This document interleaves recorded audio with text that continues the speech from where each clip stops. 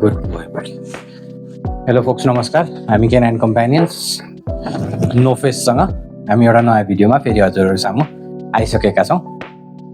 र आज चाहिँ म हजुरहरूलाई यो हाम्रो केनाइन कम्पेनियन्समा हामीले डग ट्रेनिङलाई सिम्पल बनाउने काम गर्छौँ होइन. सकेसम्म नेपाली कन्टेक्स्टमा मिल्ने गरी, बुझ्ने गरी सिम्पल बनाएर मान्छेलाई प्रेजेन्ट गरिदिने, त्यो हाम्रो केनाइन कम्पेनियन्सको अहिलेसम्मको मेन मोटो रहिआएको छ. र यो मोटो कसरी भयो होइन, यो हामी यो ठाउँमा कसरी आइपुग्यौँ, यो बारेमा चाहिँ हजुरहरूसँग अलिकति कुरा गर्न मन लागेर आज केही समय लिएर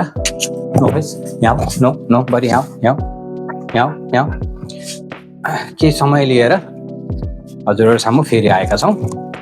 सो सुरु गर्छु म आफ्नै परिचय छोटोबाट. मेरो नाम रसिक रेग्मी हो र यो केनाइन कम्पेनियन्स संस्थाको संस्थापक हो म. र संस्थापक भन्दा नि यो कस्तो भयो भने सानैमा म जब सानो थिएँ त्यति बेलादेखि नै मेरो घरमा चाहिँ कुकुर हुन्थ्यो होइन. अनि मेरो फर्स्ट डग जुन मसँगै हुर्क्यो मेरो घरमा, त्यो चाहिँ एकदम टोक्ने थियो. अनि अब त्यति बेला चाहिँ टिभी सिभी यताउता रेडियो टिभीसँग अलिअलि एक्सपोजर पाइरहेको बेलामा मलाई के थाहा भयो भने विदेशमा चाहिँ मान्छेहरूले डगहरू ट्रेन गर्ने रहेछन् होइन. ट्रेन गरेर विभिन्न काम गराउने रहेछन्. तिनीहरूको डगले चाहिँ टोकभन्दा टोक्ने, नटोकभन्दा नटोक्ने होइन.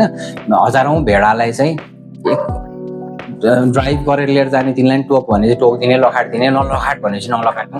सो विभिन्न कुराहरू ट्रेनिङ गरिएको हुँदो रहेछ. सो त्यो देखेर मलाई पनि मेरो डग पनि ट्रेन्ड हुन सक्दैन र भन्ने क्वेसन आयो. र मैले चाहिँ डग ट्रेनिङको बारेमा विभिन्न कुरा खोताल्न थालेँ होइन, पढ्न थालेँ.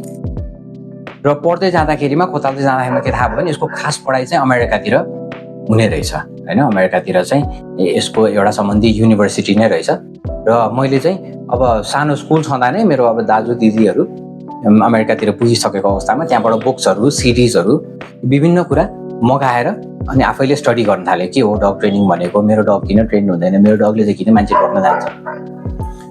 सो यो स्टडी गर्दै जाँदा के थाहा भयो भने मलाई चाहिँ डग ट्रेनिङ यसरी हुँदो रहेछ, यो कारणले अग्रेसन हुँदो रहेछ, यो कारणले फ्रेन्डली हुँदो रहेछ डगहरू, यो कारणले प्लेफुल हुँदो रहेछ, यो कारणले यसले टोक्न जाँदो रहेछ, यो कारणले यसलाई रोक्न सकिने रहेछ, यो सबै कुरा थाहा भयो. र मैले मेरो डगलाई त्यही अनुसार अब त्यसपछि अब त्यो डग जुन पुरानो डग थियो त्यो डाइड होइन. त्यसपछि नयाँ डग ल्याएँ मैले, puppy. It was a shepherd होइन. मैले पहिलो मेरो डग सेपर्ड ट्रेन गरेको थिएँ. एन्ड देन मैले ट्रेन त गरेँ तर के प्रब्लम रहिरह्यो होइन, सानतिनो प्रब्लमहरू डगमा रहिरह्यो.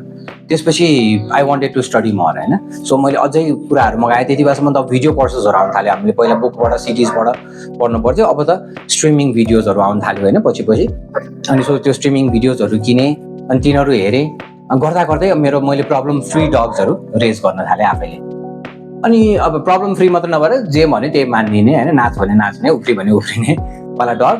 अनि अब अग्रेसन भन्ने कुरा नभएको होइन, अरू भन्दाखेरिमा मात्रै अग्रेसिभ हुने, लाई टोक भन्यो भने चाहिँ टोक्न जाने, नत्र नजाने, त्यस्तो खालको डग्सहरू मैले आफै रेज गर्न थालेँ. र यो रेज गर्दै चाहिँ तपाईँको चाहिँ मेरो साथीभाइले, मेरो नातागोताले हामीलाई पनि हेल्प गरिदेऊ न, यो त तिम्रो कस्तो राम्रो भनेर बोलाउन थालेँ होइन. म साथीभाइलाई हेल्प गर्न थालेँ, नातागोतालाई हेल्प गर्न थालेँ. अनि त्यो हुँदै जाँदाखेरिमा यो केनाइन कम्पेनियन्स भन्ने एउटा नाम राखियो होइन, एउटा संस्था बनाइदिउँ त यसको सम्बन्धमा. यसमा चाहिँ अर्गनाइजेसनल नलेज भयो भने राम्रो हुन्छ भनेर हामीले संस्था बनाइयो, नाम राखियो. एन्ड देन र विभिन्न मान्छेलाई हामीले अहिलेसम्म ट्रेनिङ सेवा दिँदै आइरहेका छौँ. त्यही एक्सप्यान्ड भएर गएको हो होइन. मैले पहिल्यै प्लान गरेर यो चाहिँ म बिजनेस बनाउँछु भनेर पढेको पनि होइन. अनि त्यसले अनि मसँग टन्न टाइम थियो होइन. मैले स्कुल लेभलदेखि सुरु गरेँ भएर मसँग टन्न टाइम थियो होइन. स्कुल लेभल भने आजभन्दा अब 20-22-25 वर्ष अगाडिको कुरा. So I took my time होइन. मैले धेरैवटा कुकुर रेज गरेँ. बिचमा मैले डग फार्म चलाएँ आफैले होइन. सो म धेरैवटा कुकुर रेज गरेँ र यिनको बिहेभियर मैले आफूले लाइभ स्टडी पनि गर्न पाएँ होइन. उनीहरूसँग ट्रेनिङ गर्दै प्र्याक्टिकल पनि गर्न पाएँ. र चाहिँ आफूले अनलाइन स्टडिज होइन, आफ्नो मेन्टरसँग अनलाइन स्टडिज पनि गरेँ. र त्यसरी चाहिँ मैले यो केनाइन कम्पेनियन्स इस्टाब्लिस गरेँ र आज यो ठाउँमा छु. र आजसम्म पनि मेरो टार्गेट भने चाहिँ के छ भने मैले पढ्दाखेरिमा अलिक घुमौरो थियो होइन पढाइ सो अब त्यही त हो नि युरोपियन पढाइ पश्चिमा पढाइ अलिकति कान छो भन्दाखेरि यसरी छोए जस्तो सो त्यसलाई चाहिँ सिम्प्लिफाई गर्दै गर्दै नेपालीलाई चाहिने कुरा के हो खास होइन बिकज युरोपियन डग्समा के चाहियो भने तपाईँ कम्पिटिसनमा जानु सक्छ अब विभिन्न कुरा हुन्छ सो हाम्रोभन्दा हायर लेभल अफ ट्रेनिङ चाहिन्छ नाचभन्दा नाच्ने अगाडि होइन तर हामीले त त्यो चाहेन नेपालीलाई होइन हामी नेपालीलाई सिम्पली घरमा मेन कुरा चाहिँ डग अग्रेसिभ नभइदिनु पर्यो होइन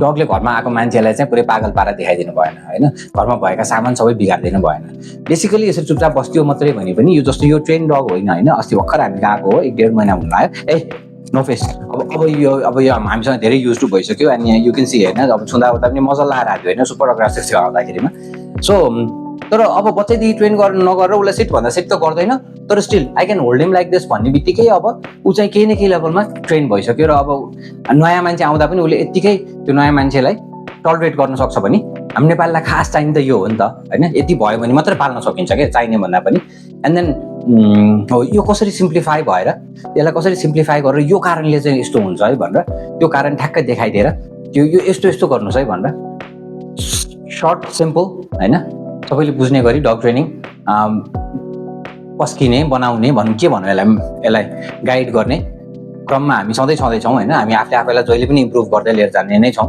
लिएर गइरहेकै छौँ अहिलेसम्म र यति भन्दै अबको प्लान भने चाहिँ हाम्रो चाहिँ अब सानो एउटा कोर्स निकाल्ने होइन र सानो एउटा online course or video course र त्यो भिडियो कोर्समा यो सबै कुरा एक्सप्लेन गर्ने छोटो मिठो भिडियो कोर्स जसले चाहिँ घरमा पपीलाई रेज गर्न एकदम सजिलो होस् त्यस्तो खालको प्लान्सहरू पनि हामीसँग छँदैछ हजुरहरूको सल्लाह सपोर्ट सुझावको हामी जहिले पनि अपेक्षा गर्छौँ र हजुरको सपोर्ट भयो भने हामी भिडियो ट्युटोरियल्सदेखि लिएर घरमै आउने ट्युटोरियल सबै होइन अब we can do everything with your support as you know होइन so we'll be looking for your support as always यति भन्दै आजको यो भिडियोबाट बिदा हुन चाहन्छु केनाइन कम्पेनियन्स तपाईँहरूकै डग फ्रेन्डली डग ट्रेनिङ्सको अन्टिल नेक्स्ट टाइम है नोभिस लाउँछ